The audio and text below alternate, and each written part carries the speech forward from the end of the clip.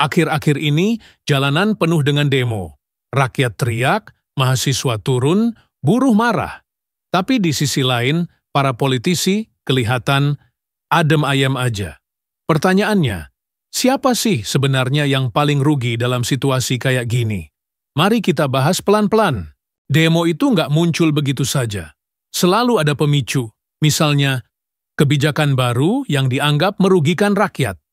Harga kebutuhan pokok naik, aturan hukum yang dipandang tidak adil, atau bahkan isu demokrasi yang dipersempit. Rakyat demo karena mereka merasa nggak didengar. Mereka sudah coba lewat jalur formal, diskusi, aspirasi, kritik. Tapi ketika pintu formal ditutup, jalanan jadi pilihan terakhir. Namun, penting dicatat, demo itu bukan sekadar teriak-teriak di jalan. Demo adalah bentuk komunikasi politik. Itu bahasa rakyat yang paling lantang untuk bilang, "Hei, kami ada, kami dirugikan." Sekarang mari kita lihat sisi lain. Politisi.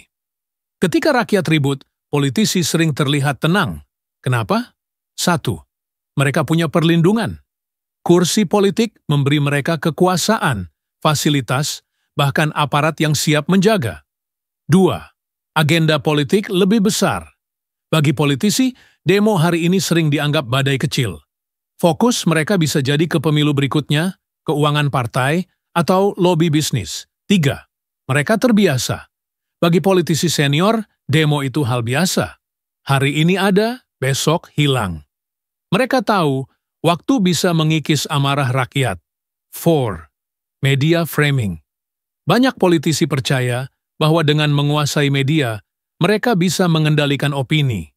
Jadi walaupun ribut di jalan, citra mereka bisa tetap baik-baik saja di layar televisi. Nah, ini inti bahasan kita. Kalau dilihat sekilas, jelas rakyat yang paling repot. Kenapa? Rakyat rugi waktu dan tenaga. Mereka harus turun ke jalan, kehilangan penghasilan harian. Rakyat berhadapan dengan risiko. Gas air mata, bentrok aparat, bahkan kriminalisasi. Rakyat merasa frustrasi, karena meski ribuan orang demo, kebijakan bisa tetap jalan. Tapi, jangan salah, ada juga kerugian yang dialami politisi. Citra politik bisa rusak. Jika demo besar, dukungan publik bisa turun. Legitimasi berkurang. Pemerintah yang sering didemo dianggap gagal mengelola negara. Investor bisa kabur. Ketidakstabilan bikin ekonomi goyah, dan ini memukul pemerintah secara langsung. Namun, ada satu kelompok yang jarang disorot, masyarakat luas yang tidak ikut demo. Mereka dirugikan karena jalan macet, aktivitas lumpuh, ekonomi lokal terganggu. Banyak pedagang kecil rugi karena lokasi demo ditutup. Karyawan susah pulang kerja, transportasi kacau. Jadi, kalau ditanya siapa paling rugi, jawabannya rakyat itu sendiri. Baik yang demo maupun yang tidak. Politisi bisa tenang karena mereka punya tameng, sedangkan rakyat langsung menanggung dampaknya. Kita juga harus bicara soal efek jangka panjang. Rakyat jadi apatis. Kalau demo nggak pernah didengar, lama-lama rakyat mikir, ngapain turun lagi? Percuma. Ini bahaya, karena demokrasi mati bukan karena larangan, tapi karena warganya berhenti peduli. 2. Politisi makin kebal kritik. Kalau mereka lihat demo cuma dianggap rutinitas, mereka bisa makin jauh dari rakyat. 3. Ekonomi bisa melemah. Demo besar yang terus berulang bikin kepercayaan investor turun. Pasar jadi tidak stabil.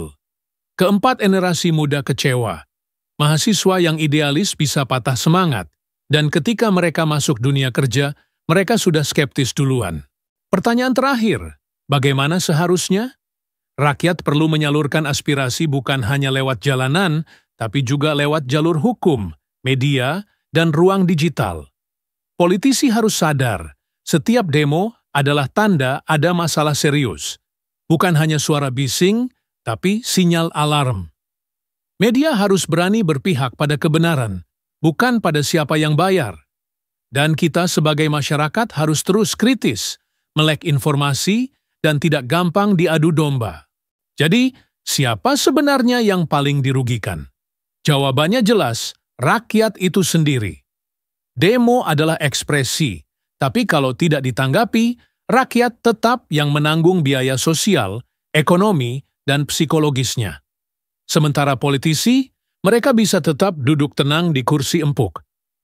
Teman-teman, kalau menurut kalian, demo ini masih efektif nggak sih untuk memperjuangkan suara rakyat? Tulis pendapat kalian di kolom komentar.